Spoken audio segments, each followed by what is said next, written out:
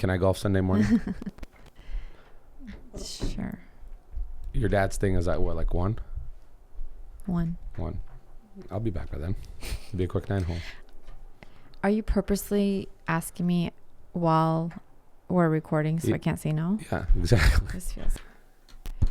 It's a good way to not get told no? Yeah. Is that a bad strategy? No, I do it to you all the time when we're out with friends. Yeah. Babe, can we do this? And then you're like, I guess. I wasn't going to. I did a round of Top Golf today, but somebody twisted my arm. Like real golf or Top Golf? Real golf. I did well today. Is it supposed to get warmer? Yeah. I mean, it's probably still going to be mid 30s in the morning, but I don't like as long as you're fine with it, I'm fine with being in the cold. I've golfed in colder weather. What was the coldest? 32. Was there like snow on the ground? No, but the ground was entirely frozen. Yikes. So Listen, I'm going to be cozy at home. Perfect. In my pajamas. Hey, as long as you're fine with me being something. Away and you're on kid duty, you could wear whatever you want. Yeah. Truth. Well, happy Friday. Yeah, likewise. Happy Friday. You just had a little pampering day to yourself. I always treat Fridays as pampering days. Treat yourself Fridays. It's so right now, I like when this happens when we get like a few projects ahead, which is nice. You guys are ahead. Right, but we're also taking off for a week end of this month, but so I have to get ahead. Yeah. But because it's like from one project to the next, there's none of that like recovery day. Mm-hmm. And I think recovery days for me are so critical because if it's from one project to another, you feel like you're on this never ending loop and you don't like recover. Mm-hmm. You're just trying to catch up, basically. Yeah, you're constantly going like I think this week we even did we finished one project and then we started another project and then got 90% through it, and then there's a delay because we're in the delivery things, and then we started the third project, and then the next day the thing showed up, and then we're okay, let's go. So we're just constantly doing bouncing. like 3 projects at once. Yeah, and poor Kyle has to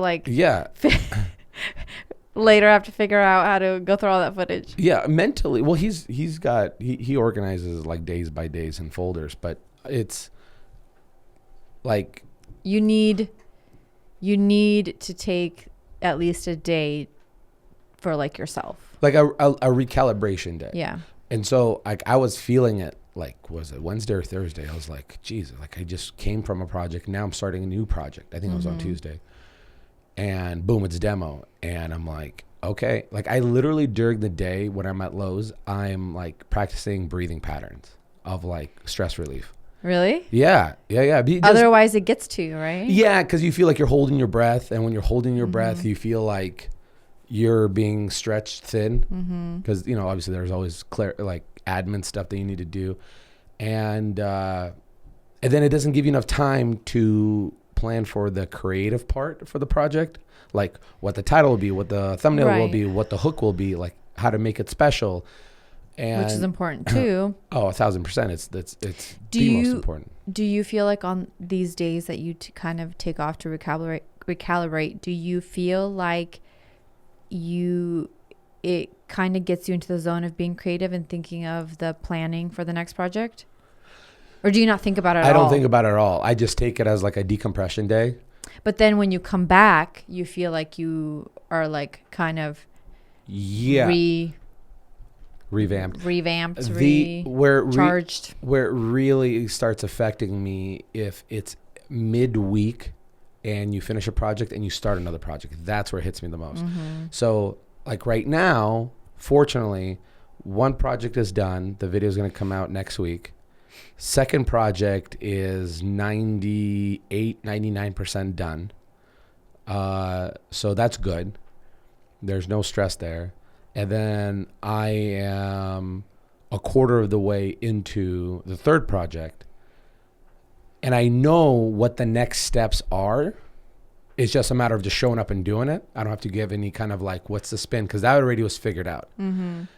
And then now that today's Friday, I get to decompress today. I get to do tie in some loose ends tomorrow, and then decompress again on Sunday.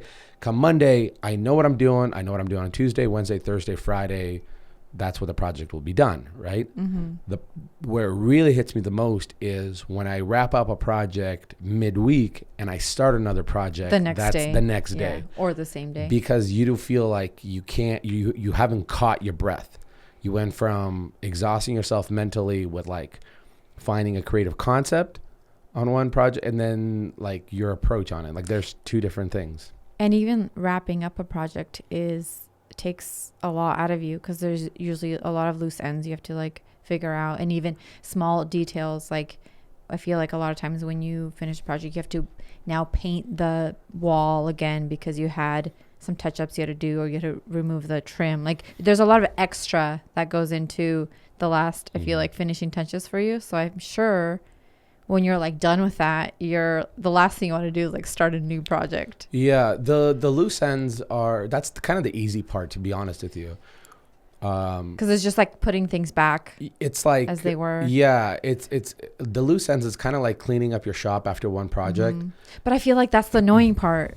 It's not annoying for me. It would be. For me, it's not annoying. The annoying part for me is when I didn't have time to sit down and plan what will make this project, how can I captivate an audience's attention with this project? Mm-hmm. And I've said this before, so it sounds like a broken record. But that's the stressful part for you? 7 years ago, you could write on your title, DIY bathroom remodel, and get a ton of views. Mm-hmm. That's no longer a thing. You have to use Esquire magazine tactics, the tabloid tactics, where you're like, you'll never believe what happened, and then this cost me too much money. I lost on this. She hated that. Like, you have to get people's attention. And so it's like a little bit clickbait, but not really. So when you're trying to sell the product, right? Yeah. The product is the video. It's the marketing. So when you know what your project is, but you don't know what the creative, here's a great example. So right now I'm doing the shower, the boys' shower, and I was going to do their vanity first, but I have zero creative approach on that. Like, because first of all, the cabinets are modern enough. They're just like a maroon stain, right? They're just dated. So you're like, okay, cool. I'll paint them. Okay, great. You'll paint them. Countertops, you're like, well, I'm not going to do a concrete pour. I'll do order the countertops. Okay, that's fine. And then you tile the entire backsplash to the ceiling, done dozens of times before, slap some mirrors on the wall, and you're done. There's no... You almost need to go really big. It needs to be like, I built my boys a Fortnite bathroom. Yeah. And then you boom, there's Fortnite, details about it, or, LEDs around that's a different story. Mm-hmm. But we know we're not doing that, right? Or at least we haven't had conversations about it. We definitely have not had a conversation about that. So it's one thing if I built them a fish tank vanity, you know what I mean? I feel like there could be a cool spin to something with a vanity. I would have to do some research. Yeah, but your research is going to be cute stuff. No, I think the hard thing with that bathroom is it's not just the boys' bathroom, it's the kids' bathroom. So when Harper gets bigger and uses it, it can't be just like a boyish, right? Yeah. Well, but you're making it sound like we're going to live here for 10 years. I don't know. I don't want to move anytime soon. Well, listen, I'm okay with not moving, but what I'm going with is... But even in the next year or two, she's going to be using the bathroom. Right. And it's not that far away. She could feed the fish while brushing her teeth. In the Fortnite bathroom. Fortnite fish tank bathroom. I feel like you need to build her a new bathroom. Yeah. I don't know. So that's where, or making it completely pink. I love how you just brushed that off as if... But even if it's pink, turning the bathroom into pink, that's creative enough to be I built her a Barbie bathroom. But to just make a vanity bathroom look cute, or it has to have a spin I did it all under $500. That's another creative spin. There has to be something else. Yeah. The vanity that we did in our bathroom, it was I did this with all Amazon products. So it's but apart from... is that what you titled it? Yeah, I remodeled the bathroom with Amazon products. Oh, I didn't even know that. Did it do well? Do you watch my YouTube videos? Sometimes. Yeah. So when you force me to. So this creative these creative hooks, I need breathing room. But if it goes from one project, start the next one, you go, I barely know the direction I'm going to take it, not to mention even the hook, and you have to shoot the intro together. Right. So before you start even demoing, you have to know that's exactly the where case. it's going to take you. That's exactly the case. Yeah. So I'm sure that's a. So it might be, I might have to make like a rule for me to like not start a new project till after the weekend. So I could at least process this together. The downfall from that is it takes losing productivity time out of it. So, but if you do stay a few ahead, you can allow yourself that time, I think. Yeah. Right? I mean, if you do, but then, you take time off and stuff like that. And true. Like vacation. Like when your wife makes you go on vacation. I am thoroughly excited to take some time off. Finally. What do you mean finally? I feel like you weren't that excited. Is it because you just know how much you have to do and It's just because I'm watching my gauges and yeah. I'm getting burnt out. You are. So it's the burning out part. It's again, it's this is around hustle the time. And bustle and Do you feel like you get it a couple times a year, the burning out, or close to? Of course. Or more? I would have burned out more if I didn't exercise as much as I do, didn't meditate as much as I do, didn't do the cold plunge as much as I do. Didn't golf as much as you don't golf as much as I do. Like if I didn't have these do those little outlets, then I think I would be on a nervous breakdown far more. Like here's a great example. When you and I first moved into this house, we lived in your parents' house for like a month, right? No, it wasn't even this house. You're thinking of the house No. Before we moved into this one.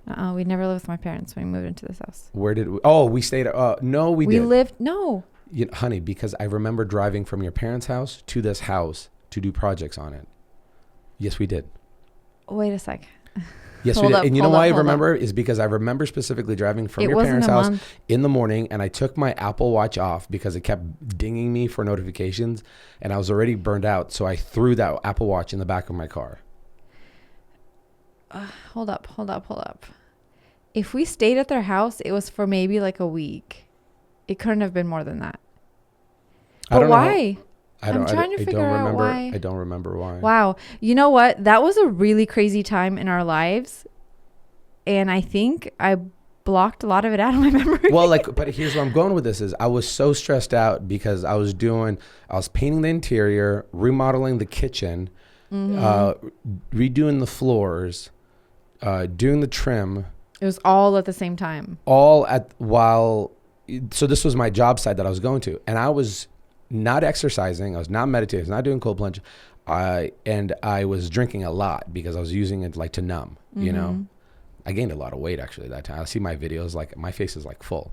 So you had a big beard too. Yeah, but my face was still full. That was like the highest level of stress that I've been under because you're trying to do these large projects on this like time crunch. I'm remembering that a little bit, but I do feel like it feels like this weird blur in my mind. And I can't really remember a lot during that time. And we also had like a 7-month-old baby. I was deep into staging still, and I was gone a lot. So we had to like work around our own schedules. And I just remember feeling that stress myself. That was hard. I'm trying to remember why we moved in with my parents, because we were living in our house. We were renting our house back. Remember that? Yeah, I do remember. But I still also remember driving down, what is that, Meridian Road, to the house. Maybe it was like a week. We had to stay there for something. Yeah. Oh, you know what it was? I'm remembering now. We bought this house. We closed. Obviously, then we were able to rent that house back. And then we got the new house, but there was a timeline. Yes, I think what happened is we ended up closing on our house, and our rent was up, and we moved into this one, but we didn't want to move in because we were redoing the floors. So we stayed at my parents' house while you did the floors and painting. Because I remember telling you, I don't want to live in this house with an 8-month-old baby while we're redoing the floors and painting the house. So I think that was the thing. And I think it took a little bit longer than we thought. And that's why we had to stay But also with them the for a kitchen, week. right? Because you can't. Yeah. The kitchen took a month. But we lived here during the kitchen remodel. I think we wanted to move out of my parents' house so bad we lived here. Yeah, because I remember doing, oh my gosh, wow. Bringing it back, like I have like my chest hurts a little bit. I remember like doing the dishes, whatever dishes we did have. We used mostly disposable stuff for like a month, but the few dishes and bowls and coffee mugs we had, I would do that in the powder bathroom, in the sink. And that was really stressful for you. Yeah. Stressful. I was painting my house. I was doing the floors. I was helping you. What did you help me with? I'm trying to remember. Yeah. It's really stressful for you. I'm glad to hear we're sharing the same bird. I was keeping our children alive while still working. Yeah. So yeah, like I said, that was a high stress level about burning out. Yeah, if that's a period of my life that I didn't take my health seriously. So at that time, you feel like you got burnt out.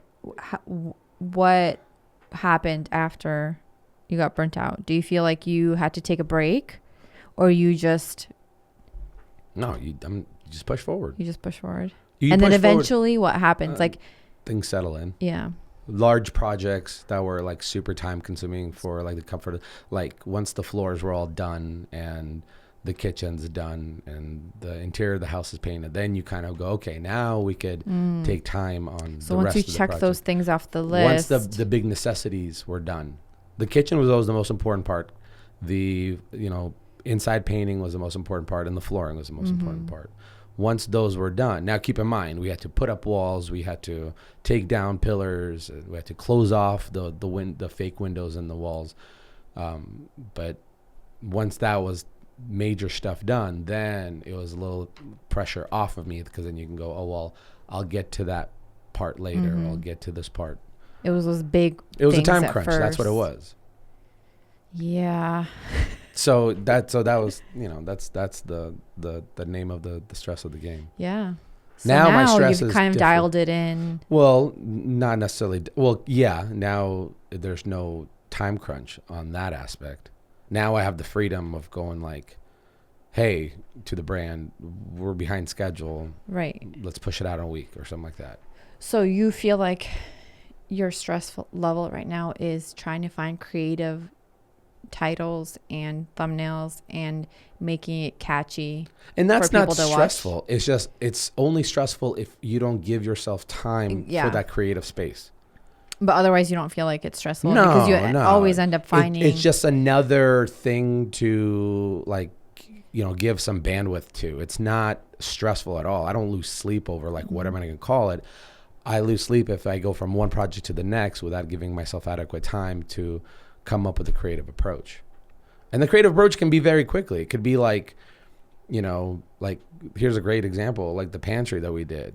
I don't remember if it was Kyle that came up with it or I came up with it, but it was like, small, tiny pantry, maximum space. And I was like, once that hit, you go, oh yeah. So that came quick. And then you go, okay, well, the intro will be like this. And then that's done in 15 minutes. But if you don't land on that little nugget of inspiration, then you're kind of like, you're searching like for right now it. is a great example, the boys' bathroom. You're like, okay, I can make it look cool, but what's the hook? Because nobody's gonna watch it. That's so sad that this, like, you have to now get to a point where it has to be so extreme for people to watch stuff. But that's just how it is on YouTube. I don't think there's anything sad about it. I think it's just, what I mean is, like, it's sad it's for the name of the game. It is the name of the game. Working up for YouTube. True. It just makes me, and I guess that's what it comes with. If you're going to be in that space, you have to evolve as the platform Absolutely. evolves. If you don't evolve, you're out of it. Yeah. If you were those accounts, 4 years ago that had awesome pictures on Instagram, and you're like, wow, that's a big account. They take the best pictures. And then with the introduction of TikTok and Reels and promoting more video stuff, you're on the back burner. So the question is, did you adapt and figure out video, or are you still doing pictures? And that's going to decide whether or not you're going to evolve with the game. Right. And that applies to every part of business in the world, right? What happens when Amazon shows up and you're a mom and pop store that doesn't deliver? Well, you didn't adapt. You are behind. It happens with absolutely everything. Your movies is another great example. Before, you could just put out a movie. It doesn't matter who was in it. Now, movies don't get sold unless they have actors in it that have social media platforms that could promote it. So you gotta adapt with the times. That's all it is. Right. It's every industry. Yeah. I guess for me, it was just like, it's sad to know there's people that are making great content, but not getting watched because they're not keeping up with like evolving. Yeah. Like me. Nothing sad about it. Nothing sad about it, I guess. Yeah. So. Well, I'm glad you're taking some R&R today. Thanks. Meanwhile, I feel like for me on Fridays is like when I wake up early and like do all the things. I don't know why it's always Fridays, because I know we're going to record and I'm like, I know I won't have enough time between putting Harper down and like us recording to do like workout and stuff. So I always end up waking up early on Fridays. Is that a bad thing? No, it's great. Up early. No, I just think it's funny because for you, I mean, you still wake up early, but for you, it's more of a day of like to yourself. You go golfing, then you go in like the steam room, then you go in did you do the cold plunge? Yeah. Cold plunge back in the steam room. It's kind of like a day, to recharge. And for me, I'm like, that's the day I'm like, okay, I'm going to give it all I've got. I love that giving it all you got just means waking up a little early. Bit early. Waking up an hour and a half earlier. I do really well with waking up early if I know my schedule that day and I know I will have no time to work out besides the morning. So I guess I have to schedule things all day long to be able to wake up early and work out. You mean like normal people? I just know this is my problem. I know when Harper goes to take a nap, I have that 2 hour window before I have to go pick up the boys from school. And I always think when I wake up in the morning, I could just work out like at 2. It's fine. Yeah. And that's what happens. 2 o'clock. And then except for Fridays. Fridays are the days. Yeah. Well, such is life. What did we talk about the fireplace last time? We did? We did. Oh. We talked about the fireplace. You wrapped that up. And then you started something else. Yeah. The bathroom. Yeah. Yeah, the bathroom. I was almost not going to do the bathroom just because it could be done, but being the kids' bathroom, I was like, what's the point of doing it? There's always a point. It's always, you have no problem spending money. The point is making your wife happy. By you not even using the bathroom. So why would you be happy about it? Because it's so pretty. Here's the thing about making my wife happy. You used to have this. Whoa. Here's the thing. Happy wife, happy life. You used to have this thing is like, my dream is to have like a large laundry. So you've said this like at least many times. 5 times in the podcast. Here's a new addition to that. We need a new one. You were in Vegas and oh no, your whole thing was like, I want cabinets below so I could put the hampers inside of it. So I built you that, and there's a big cabinet with 2 hampers in there, one for different clothing or whatever. And then you're in Vegas, I'm tidying up around the house, and I see this hamper that's in the middle not in the middle, but it's against the wall in the laundry room. And I'm like, maybe this is the one that's like out of our closet, or maybe this is the one like out of that cabinet.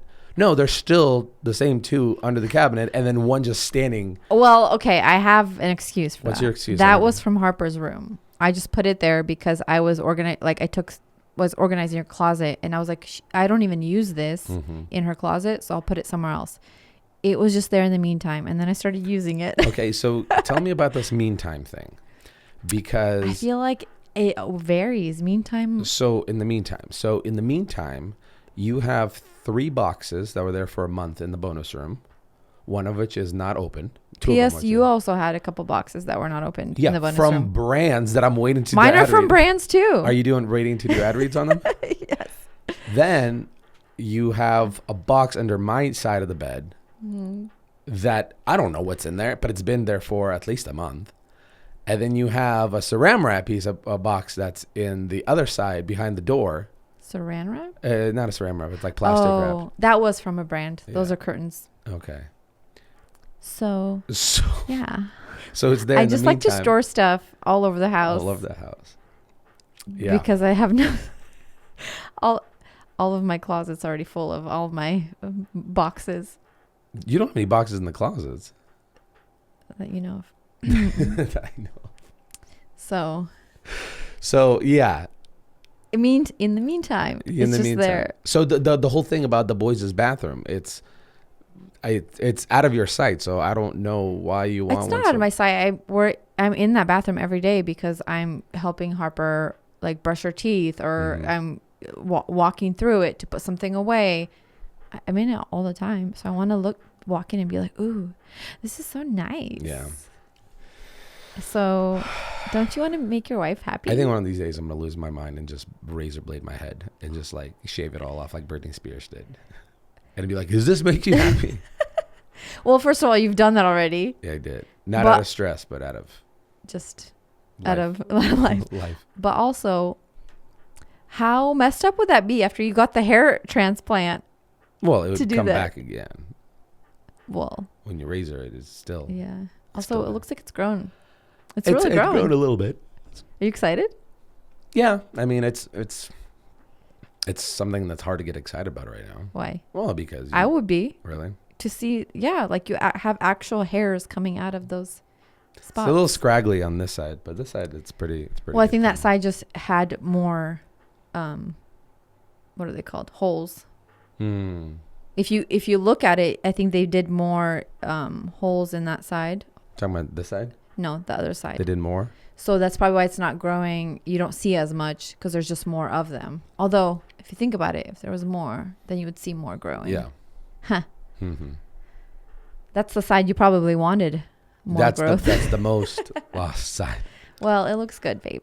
Well, thanks. It's just a Donald J. Trump comb over. No, you don't have a comb over. The comb over is the idea of you moving strategically your hair in a position that it covers up any loose ends. But I feel like we all do that. I do that with my grays now. I have to like part my hair because I have them more around my hairline. And so when I put my hair up in like a pony, you could see my grays.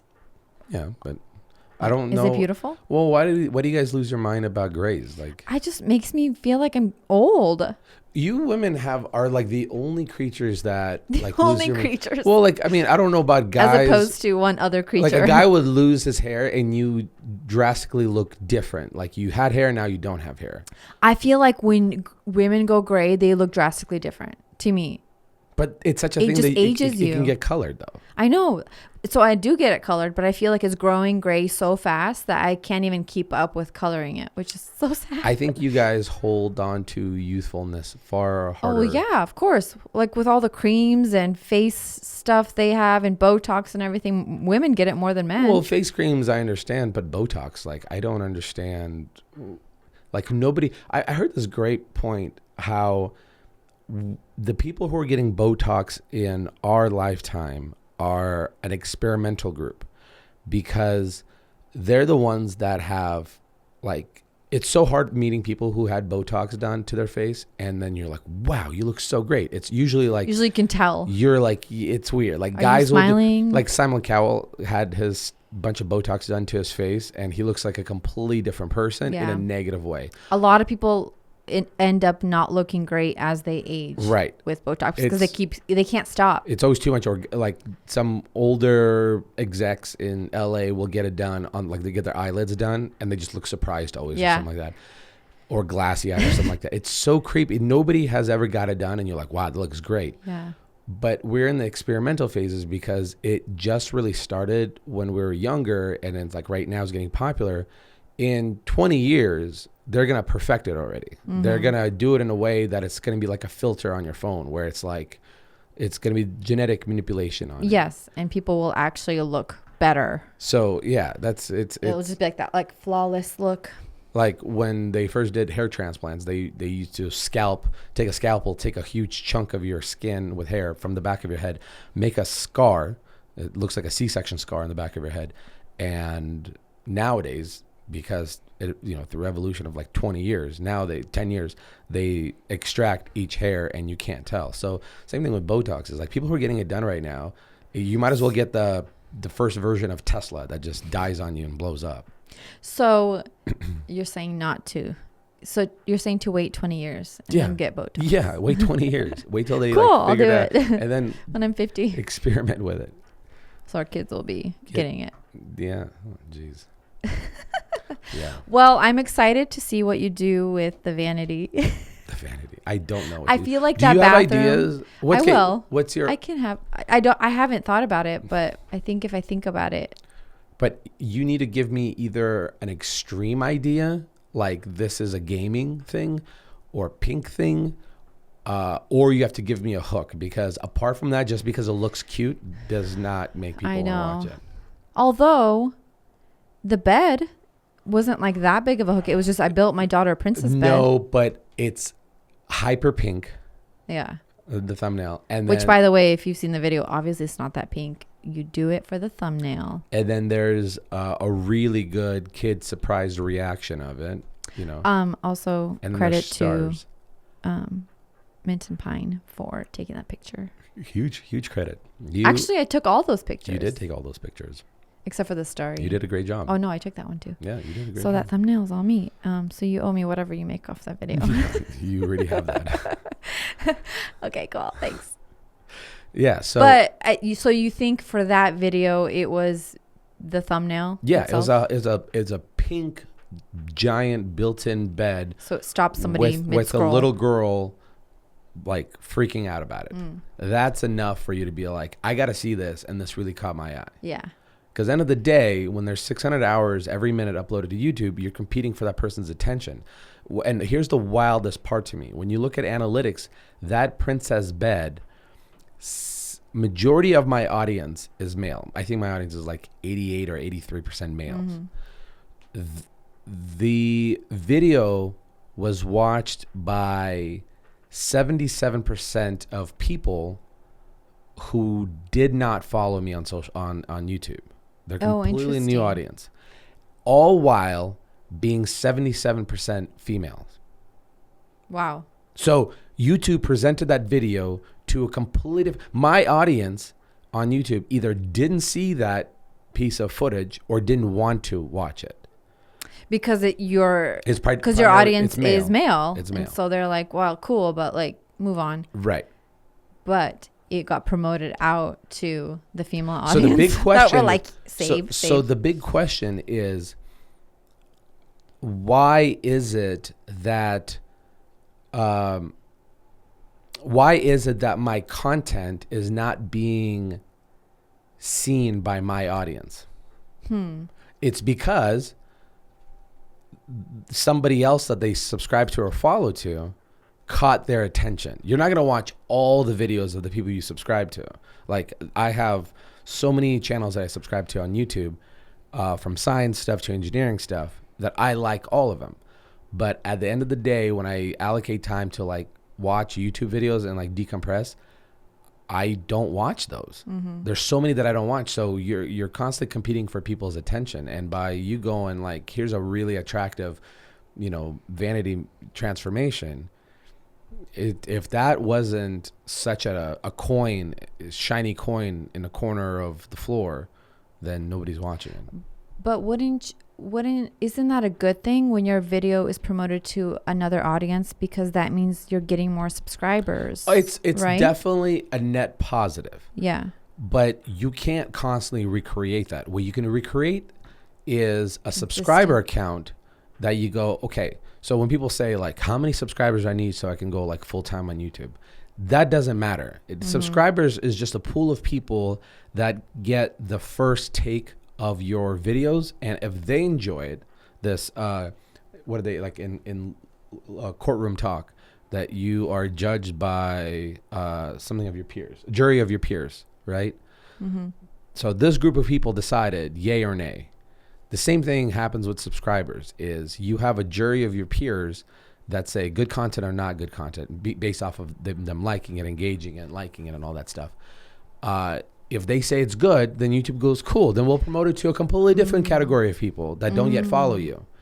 With this video, the 780,000 YouTube subscribers, they didn't care to watch this video. I don't remember how much. But yet it still got promoted, which is interesting. It did. You would think YouTube would be like, well, nobody's really watching this, move on.